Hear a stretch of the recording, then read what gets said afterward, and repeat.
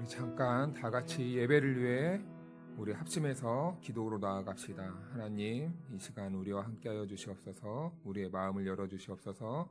우리가 하나님을 만나는 예배 되게 하여 주시옵소서. 우리 같이 합심해서 기도합니다. 하나님 아버지 감사합니다. 오늘이 주일도 주님 앞에 나와 하나님 앞에 예배할 수 있도록 인도해 주시니 감사합니다. 하나님 아버지, 이 시간 우리가 주님 앞에 예배의 마음으로 나아갑니다. 예배의 자리로 나아갑니다. 하나님, 우리들의 심령을 주장하여 주시고 우리들이 하나님 앞에서 예배할 수 있도록 도와주시고 이 세상 그 무엇보다 귀하신 나의 주님을 예배할 때에 하나님 주님이 영광 받아주시고 주여 감사드립니다. 주여 도와주십시오. 우리의 예배를 도와주십시오. 우리의 예배를 도와주십시오. 우리의 예배를 도와주십시오. 주님.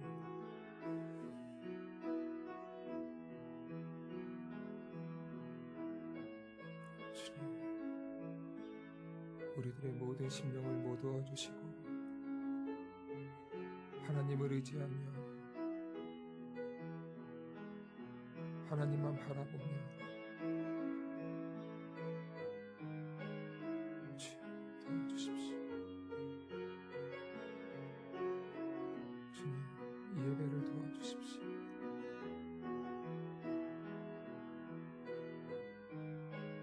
성령의 임재하신 가운데 예배를 도와주십시오.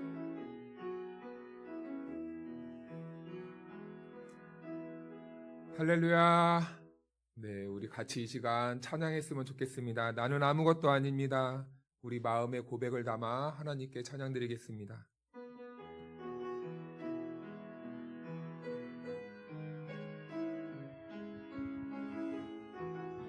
우리 같이 믿음으로 고백합시다. 나는 아무것도 아닙니다. 나는 아무것도 아닙니다. 주님의 사랑이 나는 아무것도 모릅니다. 나는 아무것도 모릅니다. 주님의 지혜가 나는 아무것도 아닙니다. 나는 아무것도 주님의 사랑이 없으면 주님의 사랑이 없으면 나는 아무것도 모릅니다. 주님의 지혜가 한 번 더 나는 아무것도 아닙니다. 나는 아무것도 아닙니다. 주님의 사랑이 없으면 나는 아무것도 모릅니다. 주님의 지혜가 이제 내가 사는 것 아니요, 이제 내가 사는 것 아니요, 그리스도 내 안에 사시니 오직 그의 생명이 나의 생명, 나의 모든 날들도 주의 것. 나는 오직 한 분 바랍니다. 나의 아버지, 나의 구원. 나는 아무것도 못합니다. 나는 아무것도 주님의 능력이 없으면 주님의 능력이 나는 한순간도 못 삽니다. 나는 한순간도 못 삽니다. 주님의 생명이 나는 아무것도 못합니다. 나는 아무것도 못합니다. 주님의 능력이 나는 한순간도 못 삽니다. 나는 한순간도 못 삽니다. 주님의 생명이 없으면 주님의 생명이 없으리라. 이제 내가 사는 것 아니요 이제 내가 사는 것 아니요 그리스도 내 안에 사시니 오직 그의 생명이 나의 생명 나의 모든 날들도 주의 것 나는 오직 한 분 바랍니다 나의 아버지 나의 구원 나 이제 내가 사는 것 아니요 이제 내가 사는 그리스도 내 안에 사시니 것 아니요 그리스도 내 안에 아멘 오직 그의 생명이 나의 생명 나의 모든 날들도 주의 것 이제 내가 사는 것 이제 내가 사는 것 아니요 그리스도 내 안에 사시니 오직 그의 생명이 나의 생명 나의 모든 날들도 한 번 더 이제 내가 사는 것 아니요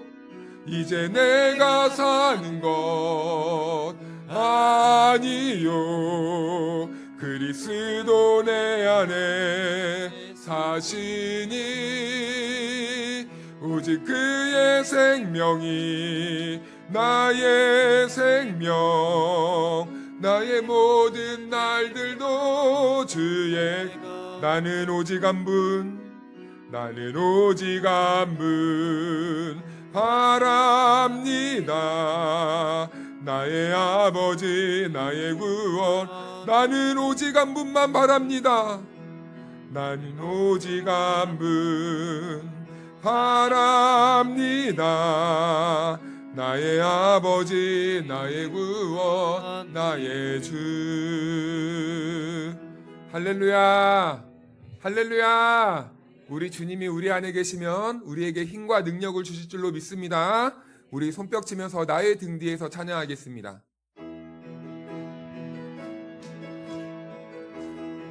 나의 등 뒤에서 나의 등 뒤 나를 도우시는 주 아멘 나의 인생길에서 지치고 고나여 매일처럼 주저앉고 싶을 때 나를 일어나 걸어라 일어나 걸어라 내가 새이 일어나 너 걸어라 내 너를 나의 등 뒤에서 나를 도 평안히 길을 갈 땐 보이지 않아도 지치고 고나여 넘어질 때면 다가와 손내 일어나 걸어라 일어나 걸어라 내가 새 힘을 주리니 일어나 너 걸어라 내 너를 나의 등 뒤에서 나를 도우시는 주 아멘 때때로 뒤돌아보면 여전히 계신 주 잔잔한 미소로 바라보시며 나를 재촉하시네 일어나 걸어라 내가 새 힘을 주리니 일어나 너 걸어라 우리 1절 3절 다시 한번 찬양합니다 나의 등 뒤에서 나를 나의 인생길에서 지치고 고날지라도 매일처럼 주저앉고 싶을 때 나를 밀어준 일어나 걸어라 일어나 걸어라 내가 새 힘을 주리니 일어나 너 걸어라 내 너를 도 나의 등 뒤에서 나의 등 뒤에서 나를 도우시는 주 때때로 뒤돌아보면 여전히 계신 주 잔잔한 미소로 바라보시며 나를 재촉하시네 아멘 일어나 걸어라 내가 새 힘을 주리니 일어나 너 걸어라 내 너를 일어나 걸어라 일어나 걸어라 내가 새 힘을 주리니 일어나 너 걸어라 내 너 다시 한번 일어나 걸어라 일어나 걸어라 내가 새 힘을 주리니 일어나 너 걸어라 내 너를 도우리 우리에게 날마다 새 힘을 주신 하나님께 영광의 박수 올려드립시다 할렐루야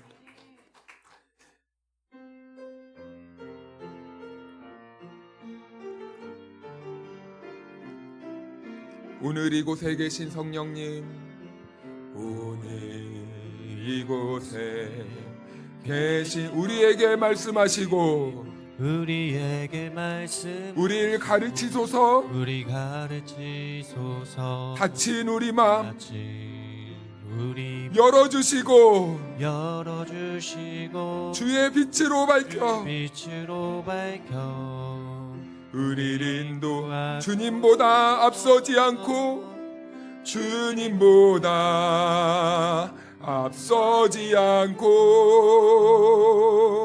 겸손하게 주님의 말씀 기다리니 주님 손에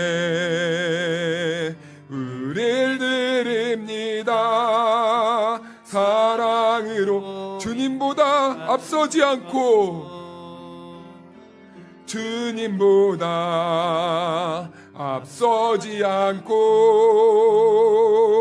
겸손하게 주님의 말씀 기다리리 주님 손에 우릴 드립니다 사랑으로 우리 이 시간 주신 은혜를 사모하면서 예배를 위해 기도할 때에 우리 주님의 이름 한번 부르고 기도하며 나아갑니다 주여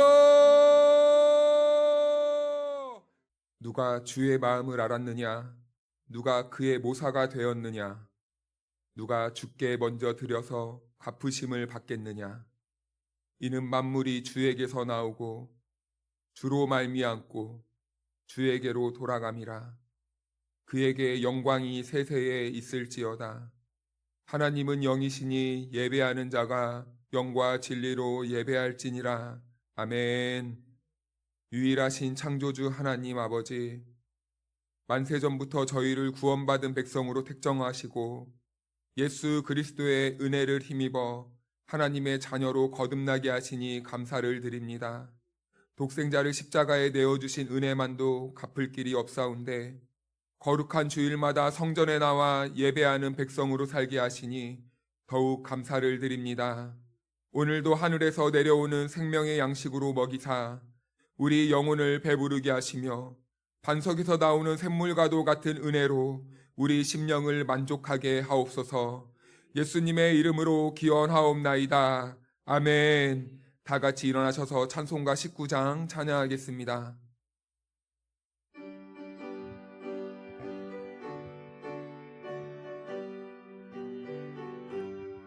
찬송하는 소리 있어 사랑 기뻐하도다.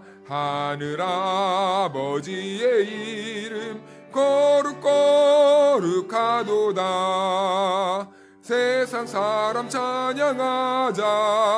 거룩하신 하나님께 할렐루야 할렐루야 할렐루야 아멘. 하나님의 나라 권세 영원토록 있도다. 하나님의 안건 나라 거룩거룩 하늘 보좌 계신 주님 세상 주관하시도다. 할렐루야 할렐루야 할렐루야 아멘. 하나님의 크신 섭리 그 뜻대로 되도다. 우리 아버지의 뜻은 거룩거룩하도다. 주여 속히 임하셔서 기쁜 날을 주옵소서. 할렐루야 할렐루야 할렐루야 아멘 아멘. 주여 주는 대대에 우리의 거처가 되셨나이다. 산이 생기기 전 땅과 세계도 주께서 조성하시기 전 곧 영원부터 영원까지 주는 하나님이시니이다. 주께서 사람을 티끌로 돌아가게 하시고 말씀하시기를 너희 인생들은 돌아가라 하셨사오니 주의 목전에는 청년이 지나간 언제 같으며 밤의 한순간 같을 뿐임이니이다. 주께서 그들을 홍수처럼 쓸어 가시나이다. 그들은 잠깐 자는 것 같으며 아침에 돋는 풀 같으니이다. 푸른 아침에 꽃이 피어 자라다가 저녁에는 시들어 마르나이다. 우리는 주의 노에 소멸되며 주의 분내심에 놀라나이다. 주께서 우리의 죄악을 주의 앞에 놓으시며 우리의 은밀한 죄를 주의 얼굴빛 가운데 두셨사오니 우리의 모든 날이 주의 분노 중에 지나가며 우리의 평생이 순식간에 다하였나이다. 우리의 연수가 70이요 강건하면 80이라도 그 연수의 자랑은 수고와 슬픔이요 시속히 가니 우리가 날아가 나이다. 누가 주의 노여움의 능력을 알며 누가 주의 진노의 두려움을 알리이까. 우리에게 우리날 계수함을 가르치사 지혜로운 마음을 얻게 하소서. 아멘. 나는 전능하신 아버지 하나님 천지의 창조주를 믿습니다. 나는 그의 유일하신 아들 우리 주 예수 그리스도를 믿습니다. 그는 성령으로 잉태되어 동정녀 마리아에게서 나시고 본디오 빌라도에게 고난을 받아 십자가에 못 박혀 죽으시고 장사된 지 사흘 만에 죽은 자 가운데서 다시 살아나셨으며 하늘에 오르시어 전능하신 아버지 하나님 우편에 앉아 계시다가 거기로부터 살아있는 자와 죽은 자를 심판하러 오십니다. 나는 성령을 믿으며 거룩한 공교회와 성도의 교제와 죄를 용서받는 것과 몸의 부활과 영생을 믿습니다. 아멘. 자리에 앉으셔서 찬송가 384장 다 같이 찬양하겠습니다.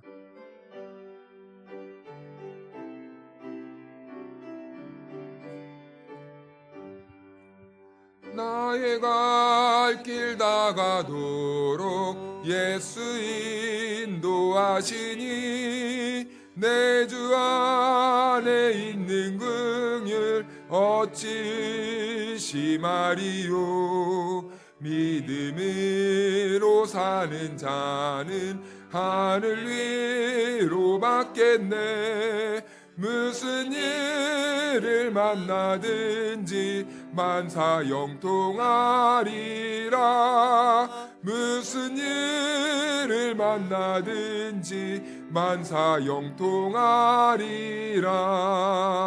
나의 갈 길 다가도록 예수 인도하시니 어려운 일 당할 때도 족한 은혜 주시네.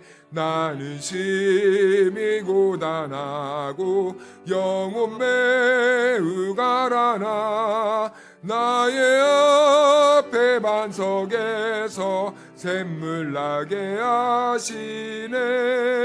나의 앞에 반석에서 샘물 나게 하시네. 나의 갈 길 다가도록 예수 인도하시니 그의 사랑 어찌 큰지 말로 알 수 없도다. 성령 감화 받은 영혼 하늘 날아갈 때에 영영 부를 나의 찬송 예수 인도하셨네. 영영 부를 나의 찬송 예수 인도하셨네.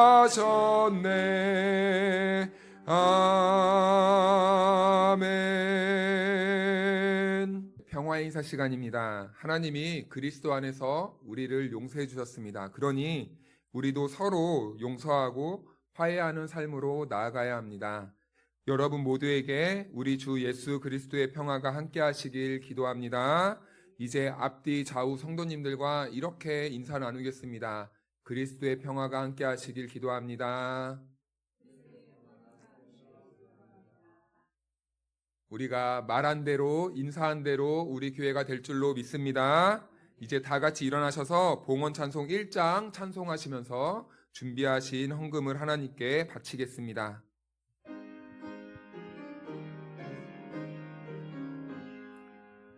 만복의 근원 하나님 온 백성 찬송 드리고 저 천사여 찬송하세. 찬송 성부 성자 성령 아멘.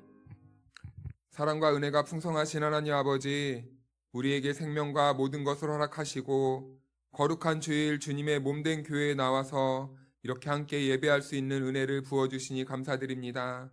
기쁨으로 드리는 우리의 예물을 받아주시고 하나님께 드린 손길을 기억하여 주셔서 성경에서 약속하신 모든 축복의 말씀들이 하나도 빠짐없이 그대로 이루어지는 은혜와 복을 베풀어 주시옵소서. 하나님, 이 시간 우리가 하나님의 말씀을 듣습니다.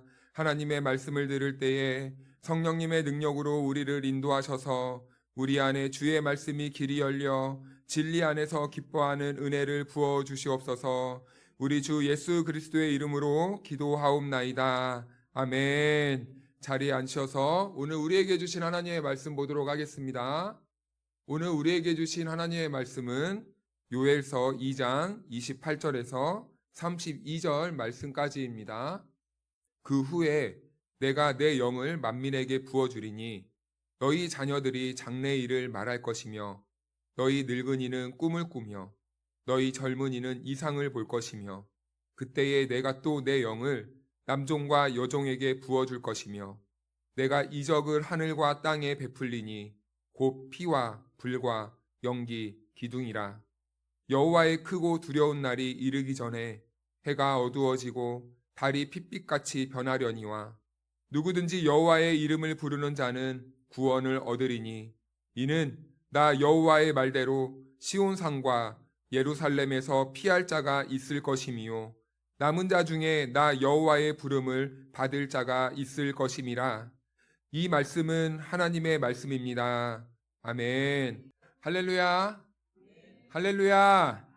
하나님의 은혜와 평강이 우리 모두에게 함께하기를 주님의 이름으로 축원하고 축복합니다. 네, 오늘은 종교개혁 주일입니다. 1517년 10월 31일에 마틴 루터가 비텐베르크 성당 문에 99개 반박문을 내걸기 시작된 그날의 외침은 단지 교회 제도를 바꾸자는 운동이 아니었습니다. 그것은요, 복음의 본질로 돌아가자는 회개의 부르짖음, 외침이었습니다. 루터는 교회는 항상 개혁되어야 된다라고 이렇게 주장했습니다. 즉, 교회는 한 번의 개혁으로 끝나는 것이 아니라 끊임없이 말씀 앞에서 새로워져야 된다는 그런 의미입니다. 이렇듯 종교개혁의 출발은 언제나 제도나 형식의 문제가 아니라 하나님 앞에서의 회개였다는 것을 우리는 마음에 새겨야 됩니다. 오늘 우리가 함께 읽은 요엘서 2장 말씀도 바로 이 돌아감과 회복을 주제로 하고 있는 말씀입니다. 오늘 말씀을 통해 우리의 신앙이 지금 어디에 서 있고, 그리고 하나님께로 돌아가는 회개의 길 위에 어떤 회복의 은혜가 약속되어 있는지 함께 살펴보면서 하나님의 말씀으로 은혜를 나누고자 합니다. 우리가 오늘 본문은 우리가 28절부터 읽었지만 18절 말씀을 먼저 한번 읽어보고 우리가 말씀을 천천히 한번 나눠보고자 합니다. 우리 18절 말씀을 다 같이 읽어볼까요? 시작.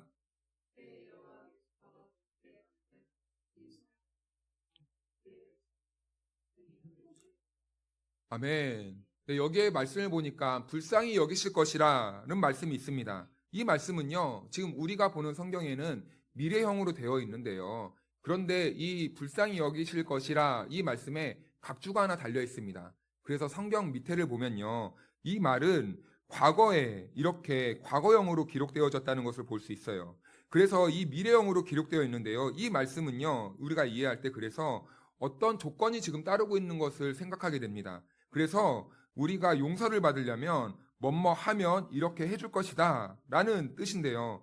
우리가 용서를 받기 위해서는 회개가 전제 조건이 돼야 된다는 것을 이렇게 말씀하고 있어요. 그런데 우리 방금 말씀드렸다시피 이 말은 히브리어 원문을 보면요, 불쌍히 여길 것이라, 여기에서 여기실 것은 과거형으로 기록되어져 있다고 이 각주에 달려 있습니다. 그래서 미래형으로 읽을 때는 너희가 회개하고 돌아오면 내가 불쌍히 여겨줄게 이렇게 이해가 되지만, 과거형으로 읽었을 때는 하나님이 우리를 불쌍히 여겨주셨기 때문에 우리가 회개할 수 있다라고 이렇게 이해하게 되는 것입니다. 그래서 우리가 이해하는 구원관에서 비추어 볼 때는요, 이 말씀은 미래형으로 읽기보다는 과거형으로 읽는 것이 더 맞습니다. 우리는 왜 그런지 알고 있습니다. 왜냐하면 우리는 본래부터 내 안에는 하나님을 알 만한 지식이 없었어요. 그리고 스스로 갱신할 수 있는 능력이나 그리고 자정 능력이 없었습니다. 우리는 전적으로 타락하여서 무능한 존재였다는 것을 우리는 누구보다 잘 알고 있습니다. 그래서 우리가 회개하고 돌아갈 수 있는 이유도 나의 힘으로가 아닌 하나님의 은혜요, 자비와 긍휼의 결과였다라는 것이죠. 그래서 우리 13절 말씀을 다 같이 한번 읽어볼까요? 시작. 너희는 옷을 찢지 말고 마음을 찢고 너희 하나님 여호와께로 돌아올지어다. 그는 은혜로우시며 자비로우시며 노하기를 더디하시며 인애가 크시사 뜻을 돌이켜 재앙을 내리지 아니하시나니. 아멘. 이 구절에서도요, 우리가 하나님께 회개하고 돌아갈 수 있는 이유가 기록되어져 있죠. 하나님의 은혜와 자비가 이미 우리를 향하고 있었기 때문에 우리는 하나님께 회개할 수 있게 되는 은혜를 누리게 되는 것입니다. 그렇다면 하나님께서는 회개하고 돌아오는 백성들에게 어떠한 회복을 허락해 주시는지 우리가 그 은혜를 함께 나누어 보아야 되겠죠. 첫 번째는요, 회개하는 백성들에게 하나님께서는 황폐한 땅의 회복을 약속해 주십니다. 우리 19절 말씀을 다 같이 한번 읽어볼까요? 시작.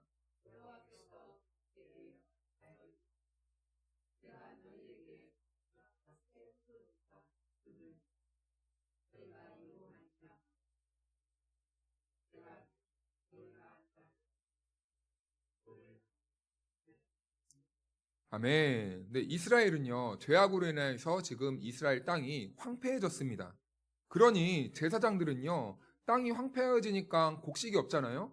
그러니까 제사를 드릴 수 있는 곡식도 사라지게 된 것입니다. 제사가 멈추어지게 된 거예요. 왜냐하면 땅이 황폐해져서 제사를 드릴 수 있는 제물이 나지 않았기 때문입니다. 그런데 하나님께서는요, 지금 이것을 회복시켜 주겠다고 말씀해 주시는 거예요. 즉, 자연계의 회복과 황폐해진 땅에 대한 하나님은 회복을 말씀해 주시는 겁니다. 우리가 하나님께 돌아가면요, 우리의 황폐해진 마음을요, 주님이 회복시켜 주시는 거예요. 세상의 근심과 염려로 황폐해진 우리의 피폐해진 이 마음, 불안으로 황폐해진 마음, 두려움으로 황폐해진 우리의 이 마음의 밭을 우리 주님께서 회복해 주시는 것입니다. 사랑하는 여러분, 우리 주님의 회복을 믿음으로 말미암아 어떤 마음일지라도 주님께 나아가 주님께 회개하는 그런 은혜가 이 시간에 저와 여러분들에게 일어나기를 축복합니다. 두 번째는요, 군사적인 위협에서부터 회복을 약속해 주십니다. 20절 말씀을 다 같이 한번 읽어보겠습니다. 시작. 내가 북쪽 군대를 너희에게서 멀리 떠나게 하여 메마르고 적막한 땅으로 쫓아내리니 그 앞에 부대는 동해로 그 뒤에 부대는 서해로 들어갈 것이라. 상한 냄새가 일어나고 악취가 오르리니 이는 큰 일을 행하였음이니라 하시니라. 아멘. 하나님께 회개하고 돌아오면요, 북쪽 군대를 너희에게서 멀리 떠나게 하여 라고 이렇게 말씀해 주십니다. 이스라엘을 둘러싸고 있는 그 적군들이 이스라엘을 침략하려고 계획하고 준비하고 있는데 하나님이 그 적군들을 다 흩어지게 한다는 말씀입니다. 이스라엘이 하나님께 돌아오지 않은 결과 하나님은 북쪽 이방 군대로 이스라엘을 심판할 계획을 세우셨어요. 그로 인해 땅을 황폐하게 하고 모든 것을 쓸어갈 준비를 하셨습니다. 심판을 계획하셨습니다. 그런데요, 회개하고 돌아오면, 우리가 하나님께 마음을 찢고 회개하고 돌아오면 하나님께서 그 심판을 지금 거두신다고 말씀하시는 것입니다. 사랑하는 여러분, 우리가 살다 보면 인생에 많은 문제들이 있습니다. 나를 둘러싸고 에워싸고 나를 공격하고 나를 모함하고 나를 넘어뜨리고 나를 주저하게 하고 나를 절망 가운데 빠뜨리게 하고 나를 일어서지 못하게 하고 겁주고 이런 대적들이 많이 있다는 것이죠. 그런데요, 여러분, 오늘 요엘서를 통해서 하나님께서 저와 여러분들에게 회복과 은혜의 말씀을 주시는데 우리가 마음을 돌이켜 하나님께 돌아오면 이 모든 대적들을 흩어지게 하신다고 말씀해주고 있습니다. 오늘 그 은혜와 이 회복이 회개하는 우리의 심령을 통하여서 우리의 삶에 이루어지는 은혜가 있기를 주님의 이름으로 축원합니다. 그래서 세 번째는요, 하나님께서는 구원을 약속해 주십니다. 우리 21절 말씀을 한번 다 같이 읽어볼까요? 크게 한번 읽겠습니다. 시작.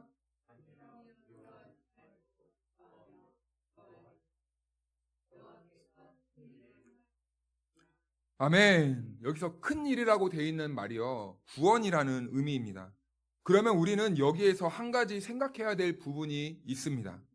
우리가요, 예수님을 믿는 이유가 내 삶에 재난과 고난을 피하고 환난과 고비를 넘기기 위한 것이 우리 신앙생활의 전부여야 되겠습니까? 기독교는요, 그것만으로 위안을 삼는 종교가 아닙니다.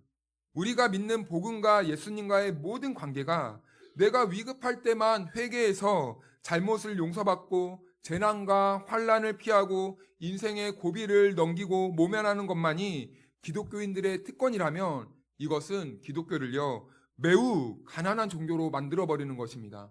물론 이런 것들도 우리 주님께서는 해결해 주시는데 이것만이 우리 신앙의 목적이고 추구해야 될 방향이라면 우리 기독교는 매우 가난한 종교가 되는 것이에요. 왜냐하면 이런 것들은 다른 종교에서도 이미 추구하고 있는 목적이고 방향성이기 때문입니다. 우리 기독교가 다른 종교와는 다른데 다른 종교가 추구하는 것만 추구한다면 우리는 별반 다를 게 없는 그냥 종교 중에 하나만 되는 것이죠. 그래서 우리는 이것을 넘어설 수 있는 신앙의 눈과 믿음이 필요하다는 것입니다. 성도는요, 예수님을 믿고 하나님의 임재와 영광 앞에서 광야와 같은 세상을 살아가야만 합니다. 이것은 우리가 떠날 수 없고 피할 수 없는 숙명과도 같은 그 인생의 발걸음이에요. 그 광야 속에서 그렇다면 성도는 어떻게 주님을 바라보면서 살 것인가? 이 삶을 살아가야 하는데 어떻게 더 주님 안에서 보람 있고 의미 있는 삶을 살아야만 할 것인가? 우리는 이것을 신앙 안에서 씨름하고 고민하는 그러한 신앙의 발걸음으로 나아가야 된다는 것입니다.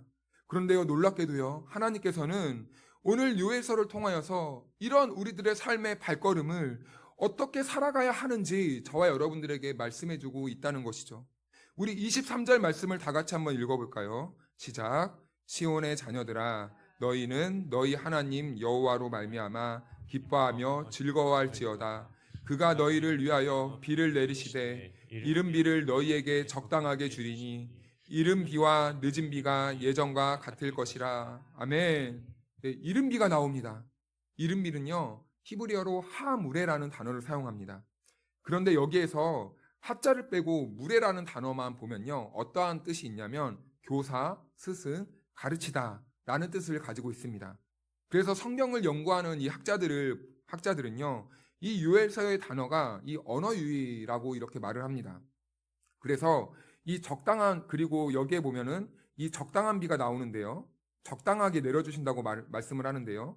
이 말씀은 또 하나님의 의로움을 뜻한다고 합니다. 그러니까 하나님의 의로움은 바르고 정확한 공평하신 그 의를 말하는 것이죠. 그렇다면 이 이른 비에 담긴 의미가 무엇인가라고 보았을 때 이 두 가지를 종합해 보면은 의로운 교사를 말합니다. 한마디로 의의 교사를 내려주신다라고 이렇게 말씀해 주시는 것이죠. 그렇다면 성경에서 우리는 이 의의 교사가 어떠한 분을 지칭하는 것인지 알아야 되겠는데, 우리 요한복음 16장 13절 말씀을 우리 다 같이 합독해서 읽겠습니다. 시작. 그러나 진리의 성령이 오시면 그가 너희를 모든 진리 가운데로 인도하시리니 그가 스스로 말하지 않고 오직 들은 것을 말하며 장래일을 너희에게 알리시리라. 아멘. 성경에서 말하는 의의 교사란 바로 오늘 이 요한복음 16장 13절에서 예수님께서 말씀하신 그 성령님을 말씀해주고 있다는 것을 깨닫게 됩니다. 그래서 성령님은 우리에게 오시면 어떤 일을 하십니까? 성령님이 우리 안에 오시면 먼저 예수님이 누구신지 깨닫게 하십니다. 그리고 진리를 열어주십니다. 그리고 그 진리가 무엇인지 깨닫게 하시고 우리들에게 말씀을 가르쳐 주십니다. 그래서 성령 충만하다는 의미는요, 예수 그리스도를 아는 지식에 순종하게 되는 것이고 예수님의 성품으로 바뀌어져 가는 것을 우리는 성령 충만하다 이렇게 정의를 합니다. 그래서 이른 비는요 10월에서 11월까지 오는 비를 말하거든요. 그래서 이 이른 비는 씨를 뿌린 다음에 그 씨가 흙이 이렇게 보들보들해져서 땅 아래에 이 뿌리가 잘 내려 바람이 불어도 흔들리지 않게 이 유지시켜주는 그 비가 됩니다.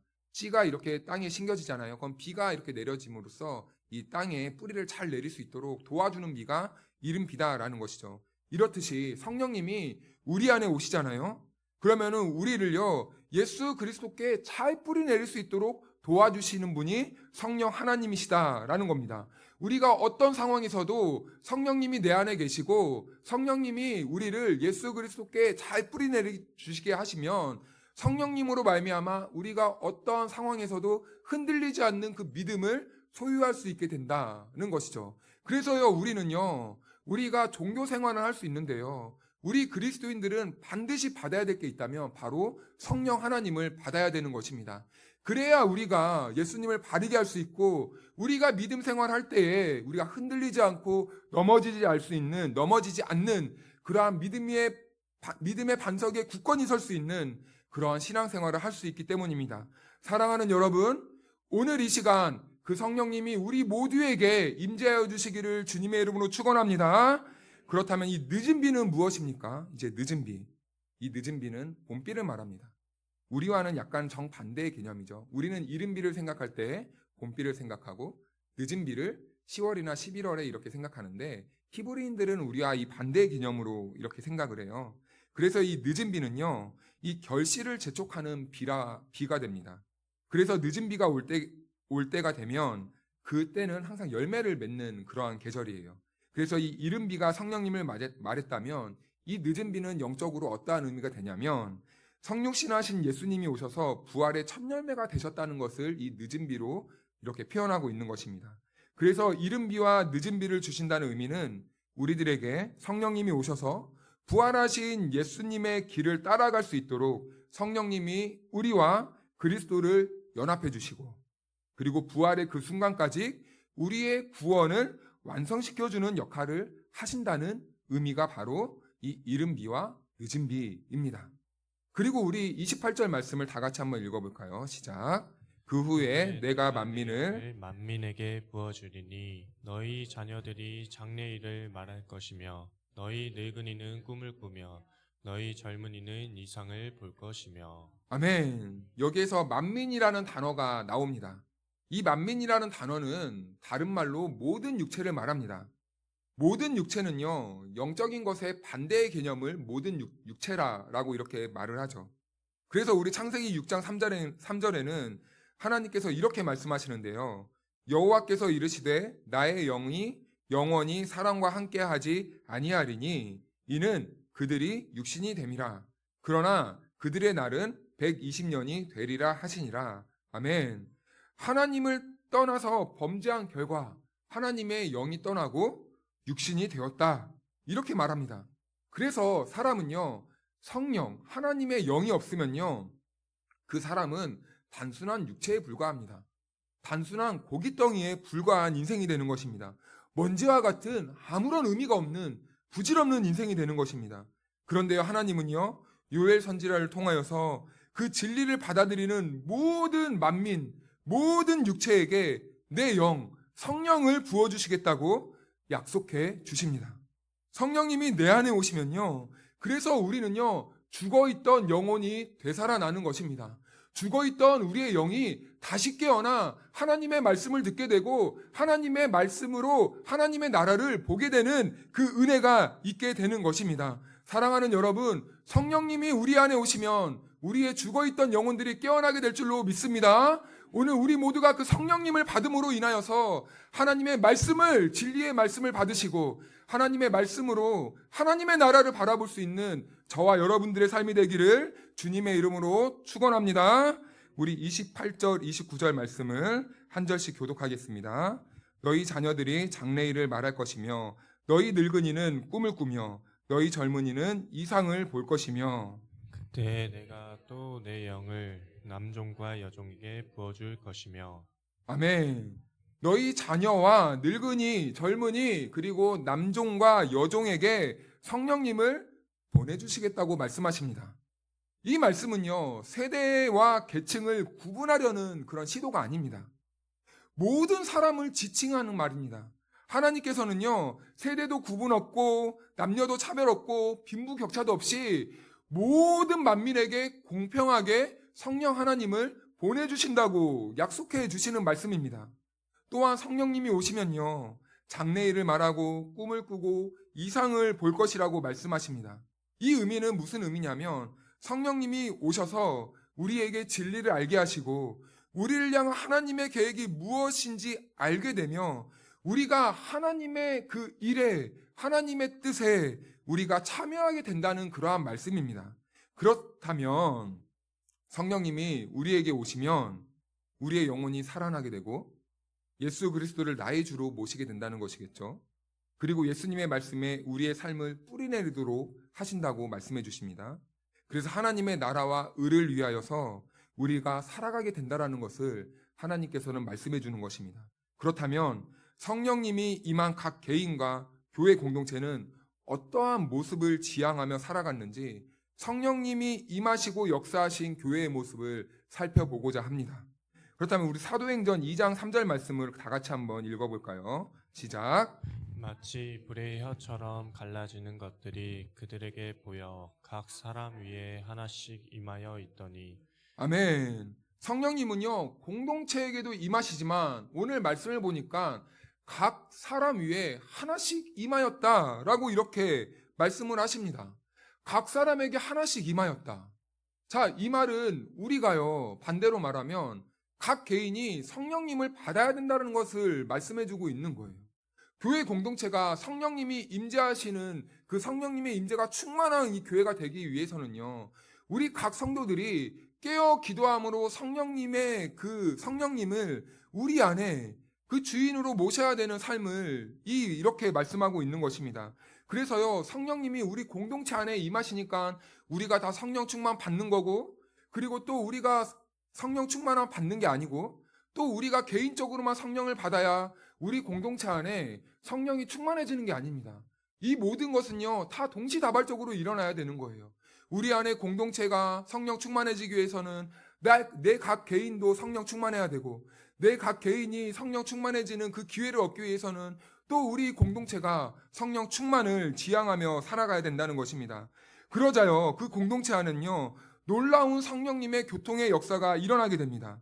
각 나라의 언어로 말을 하는데요, 그 모든 것들을 다 알아가게 하십니다. 이것은 무엇을 회복하게 하셨다는 겁니까? 성령님이 공동체 안에 오시니까 이 소통이 회복되는 은혜가 있었다는 것입니다. 이 소통이 안 되었던 공동체 안에 성령님 안에서 이 소통, 언어가 회복되었다는 거예요. 즉, 이제는 성령님 안에서 성령이 교회를 하나 되게 하시고 사랑의 줄로 묶으셔서 하나의 목표와 하나님 나라를 향하여서 교회 공동체를 세워가시는 그 성령의 역사를 보여주고 있는 것입니다. 성령님이 우리 안에 오시면 우리 안에 언어가 하나가 되니까, 언어가 하나가 되면은 그때부터 공동체가 어떻게 됩니까? 생각이 모아지기 시작하는 거예요. 뜻이 같아지기 시작하는 거예요. 그런데요, 그 생각과 뜻이요, 성령님이 주시는 생각과 뜻이 되기 때문에 하나님 나라 하나를 목적하면서 그 공동체가 성령 안에서 세워졌다라는 것을 이렇게 말씀해주고 있는 것입니다. 그렇다면 성령님이 임한 공동체, 하나의 목적을 가지고 세워진 공동체, 성령님이 비전과 꿈을 보여주셔서 세워지는 공동체가 어떠한 공동체로 세워져 갔는지 우리 계속해서 사도행전 6장 1절 말씀을 다 같이 합독하겠습니다. 시작. 그때에 제자가 더 많아졌는데 헬라파 유대인들이 자기의 과부들이 부재에 빠짐으로 히브리파 사람을 원망하니. 아멘. 여기서 헬라파 유대인들이 나옵니다. 이들은 유대인이었어요. 그런데 이들은 흩어졌습니다. 이곳저곳에 흩어졌어요. 이방 땅에서 생활한 사람도 있고 이방 땅에서 태어난 사람도 있습니다. 그런데 이 사람들의 혈통은 유대인이에요. 한 족속이에요. 그런데요, 지금 교회 안에서 어떤 일이 벌어지고 있습니까? 히브리파, 헬라파. 아니, 한 가정이고 한 성령을 받았고 한 하나님의 자녀인데 히브리파, 헬라파. 이게 무슨 말입니까? 그래서 교회는 선한 일을 합니다. 구제하는 사업을 하려고 해요. 그런데요, 헬라파 사람들이 섭섭함을 느끼는 거예요. 왜 히브리파 사람들만 구제해 주냐고 이렇게 원망합니다. 그래서 이때 초대교회에서는 첫 조직이 생기게 되는 것이죠. 7 집사를 세워서 교회 행정을 맡기고 사도들은 이제 영적인 일에 전념하겠다고 이렇게 교회 조직을 구축하게 됩니다. 그런데 오늘 이 모습을 통해 한 가지 우리가 볼 수 있는 게 있죠. 이 모든 분란이 왜 생기게 된 것입니까? 구제 사업을 하려고, 하나님 나라의 선한 일을 하려고, 선한 목적으로 모이고 선한 일을 하려고 모였는데 사람이 하다 보니까 이렇게 안타까운 일이 생기게 된 것이죠. 그래서 이 교회 안에 다툼이 생긴 것이 지금 과부를 돕는 일, 구제 사업을 너무 열심히 하다 보니까 이렇게 생기게 된 것입니다. 그러고 보니까 교회는요, 선한 목적으로 모여도 때로는 선한 사업을 이렇게 하려고 해도 참 이 교회 안에서는 이런 저런 여러 가지 일들이 생겨나게 되는 모습을 보이게 되는 것 같습니다. 이 땅 교회의 한계인 것처럼 보이게 됩니다. 그리고 우리 10장 4절 말씀을 다 같이 한번 읽어볼까요? 시작. 고넬료가 주목하여 보고 두려워 이르되 주여 무슨 일이니까? 천사가 이르되 내 기도와 구제가 하나님 앞에 상달되어 기억하신 바가 되었으니. 아멘. 네, 성령을 받은 이 고넬료가 지금 그의 삶이 어떤지 한번 볼까요? 기도를 들으셨다. 기도했습니다. 성령이 주시는 그 마음으로 기도했다는 거예요. 그러니까 고넬료는 기도함으로 말미암아 하나님이 비전을 주셨겠죠. 꿈도 주셨겠죠. 무엇을 위해 살아야 되는지 깨달았겠죠. 그런데요, 그가 하나님 앞에 했던 행동의 모양이 구제였다는 것입니다. 그래서 오늘 하나님께서는 이 말씀을 통해서 그의 구제를 기억했다, 이렇게 말씀하십니다.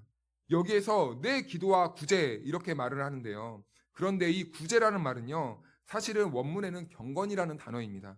그런데요, 구제로 번역했다는 거예요.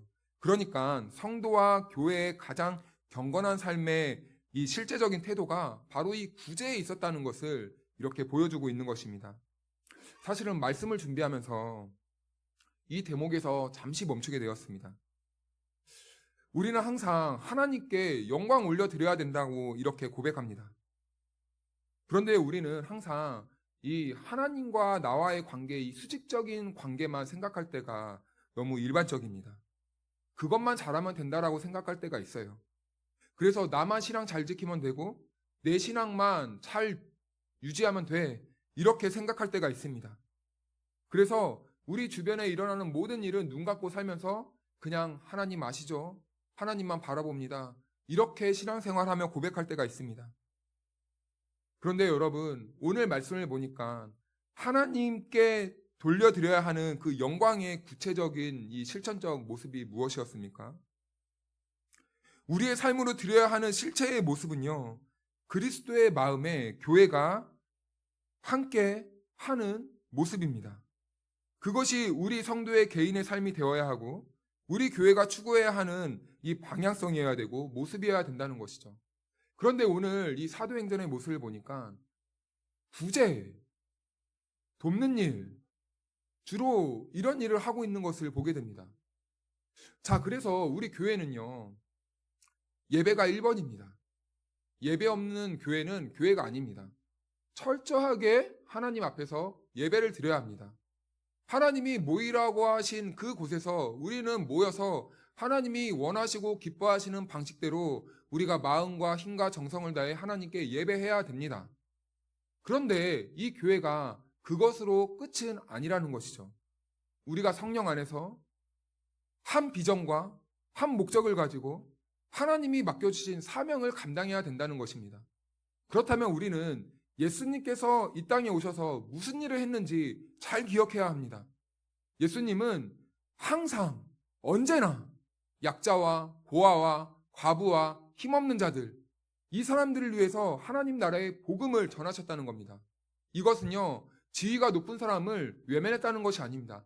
영적으로 가난한 자, 영적으로 궁핍한 자, 영적으로 버림받은 자, 이런 사람들에게 우리 주님은 늘 시선을 낮추고 그들에게 말씀도 전하고 떡과 먹을 것을 주시며 영적으로 채움을 베풀어 주셨다는 겁니다. 그래서 초대교회의 모습을 보니 오늘 그 예수님이 걸어가셨던 그 길을 온전히 따라가고 있는 모습을 보여주고 있는 거예요. 이 일은요, 꼭 우리가 외부 사업을 말하는 것이 아닙니다. 우리 공동체 안에서도 이런 일이 먼저 일어나야 돼요. 예배하는 사람들은요, 공동체 안에서 먼저 우리가 서로 무엇이 궁핍되지 않는지, 가난한 것은 없는지 돌아볼 수 있어야 됩니다. 그래서 옆에 사람들이 아파하고 신음하고 있으면 먼저 손 내밀어 줄 수 있어야 되고, 또 우리가 이 공동체를 벗어나 우리가 여건이 되고 조건이 돼서 우리가 더 많은 세상의 사람들을 품어줄 수 있는 그러한 수준이 되면 이제 그때는 우리는 세상 사람들을 향해서, 죽어가는 영혼들을 향해서, 굶는 사람들을 통해서, 말씀이 없어 기근하고 허기지는 사람들을 위해서 우리가 나가 이 복음으로 떡을 줄 수 있는 그 일도 감당하게 되는 것이죠. 이것이 바로 우리 주님이 이 땅에 오신 목적 아니겠습니까? 그리고 이것이 우리 교회에게 주신 사명인 줄로 믿으시기를 바랍니다. 사랑하는 여러분, 그래서 우리가 성령 충만해야 돼요. 그래서 우리가 반드시 성령을 받아야 됩니다. 성령을 받아서 예수님이 누구신지를 알고 예수님의 마음을 알고 성령님이 주시는 그 목표와 그 비전과 그 하나님의 나라를 우리가 볼 수 있는 눈이 열려야 되는 겁니다. 그래야 우리가 이 일을 우리가 공감할 수 있게 되는 거예요. 그래야 우리가 예수님이 그 마음이 있는 곳을 우리가 집중할 수 있게 되는 겁니다. 사랑하는 여러분, 다시 한번 간곡히 기도하는 마음으로 부탁드립니다. 우리 모두가 성령으로 충만하시기를 주님의 이름으로 축원합니다. 주님은요, 내가 옥에 갇혔을 때 너희가 나를 돌보았고, 내가 벗었을 때 너희가 나를 입혀주었고, 내가 굶주릴 때 너희가 나에게 먹을 것을 주었다, 이렇게 말합니다. 그럴 때요, 성경의 표현대로 의인은 이렇게 대답합니다. 주님, 우리가 언제 그렇게 했습니까? 이렇게 대답합니다. 겸손한 척을 한 게 아닙니다. 그렇지 않습니다. 그들은요, 자기가 한 행동이 특별히 칭찬받을 행동이라 생각하지 않았던 것입니다. 그들은 선행을 의식하지 않고 예수님이 주시는 마음으로 살았다는 거예요. 이런 삶이 거듭난 하나님의 자녀로서 행동하며 사는 삶입니다. 주님이 주시는 마음으로 사는 삶. 내가 뭘 한지 몰라요. 그냥 성령님이 인도하심에 따라, 성령님이 이끄심에 따라 그냥 순종하였더니, 그냥 그렇게 살았더니 주님이 나를 보셨을 때 너가 나의 마음에 합한 인생을 살았구나, 너가 나를 도왔구나, 그렇게 살았던 것입니다. 이런 자연스러운 삶이 우리의 모습이 되어야 되는 것입니다. 사랑하는 여러분, 다시 한번 도전드립니다. 성령 충만하여서 나는 모르지만 우리 주님이 보시기에 정말 아름다운 삶을 살고 있고, 정말 복음의 삶을 살고 있고, 주님의 마음에 합한 인생을 살아가는 저와 여러분들이 되기를 축복합니다. 사랑하는 성도 여러분, 하나님은 언제나 회개하는 백성을 버리지 않으신다고 오늘 본문 말씀을 통해 저와 여러분들에게 말씀해 주십니다. 이스라엘이 죄로 말미암아 황폐해졌을 때도 주님은 그들의 눈물과 회개를 보시고 이른 비와 늦은 비를 내려주시고 회복시켜 주셨습니다. 그런데 여러분, 회개는요, 단지 우리가 후회하는 감정의 변화를 겪는 것이 아닙니다. 하나님을 다시 우리 중심에 모시고 믿음의 방향을 이제는 세상에서 하나님께로 전환하는 것입니다. 그 순간 하나님은 우리의 인생과 공동체 위에 회복의 은혜를 부어주십니다. 이렇듯 오늘 우리에게 필요한 것은 새로운 개혁의 방법이 아닙니다. 오늘날 우리들에게 필요한 것은요, 다시 하나님께로 돌아가는 진심이 담긴 성도의 회개입니다. 그 회개 위에 무너진 관계를 하나님께서 다시 세우실 것이고, 그 회개를 바탕으로 드리는 우리 예배를 성령 하나님께서 함께하여 주셔서 차가워졌던 우리의 예배를 다시 뜨겁게 살리실 것이고, 그렇게 회개하고 예배가 회복된 교회 공동체 위에 성령 하나님께서 그 공동체에게 새로운 비전을 주실 줄로 믿습니다. 요엘서의 말씀처럼 내가 내 영을 만민에게 부어주리니, 이 말씀이 우리 교회와 가정 그리고 각 사람에게 그대로 이루어지는 은혜의 말씀이 되기를 주님의 이름으로 축복하고 축원합니다. 기도하겠습니다. 참 좋으신 하나님 아버지, 오늘 하나님의 말씀을 통하여서 우리가 하나님께 어떻게 살아가야 되는지, 우리가 어떻게 회개해야 되는지, 회개한 성도와 교회의 방향성은 어떻게 되어야 되는지를 말씀으로 알게 하시니 너무나 감사합니다. 오늘 이 말씀을 기초로 하여서 우리가 하나님 앞에서 전심으로 회개하게 하시고, 우리가 다시 한번 말씀으로 돌아가 하나님의 뜻대로 살아가는 주님의 자녀요 백성이고 거룩한 하나님의 성도들의 삶이 될 수 있도록 축복하여 주시옵소서. 우리 주님께서 그렇게 하실 줄로 믿으며 거룩하신 예수님의 이름으로 기도하옵나이다. 아멘.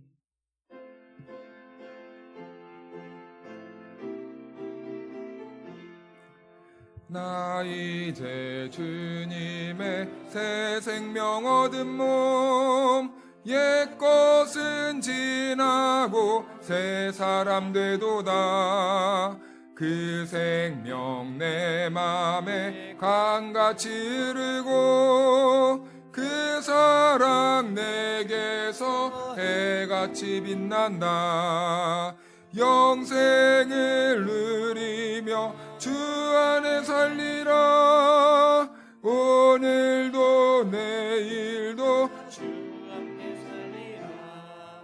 주 안에 감추인 새 생명 얻으니 이전에 줬던 것 이제는 값없다.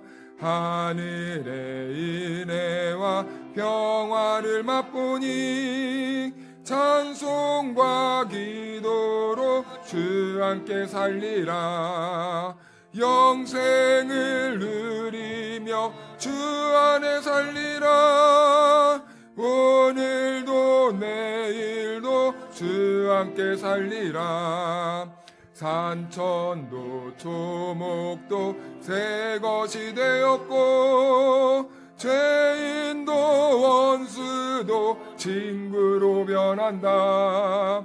새 생명 얻은 자 영생을 누리니 주님을 모심마 새 하늘이로다.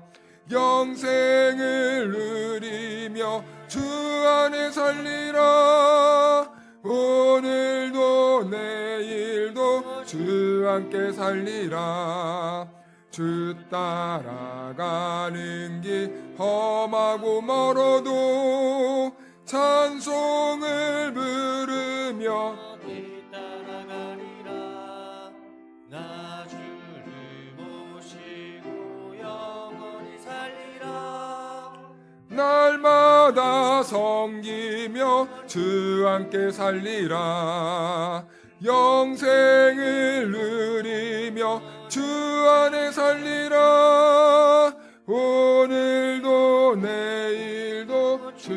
함께 살리라. 기도하겠습니다. 여호와는 내게 복을 주시고 너를 지키시기를 원하며 여호와는 그의 얼굴을 내게 비추사 은혜 베푸시기를 원하며 여호와는 그 얼굴을 내게로 향하여 두사 평강 주시기를 원하노라. 아멘.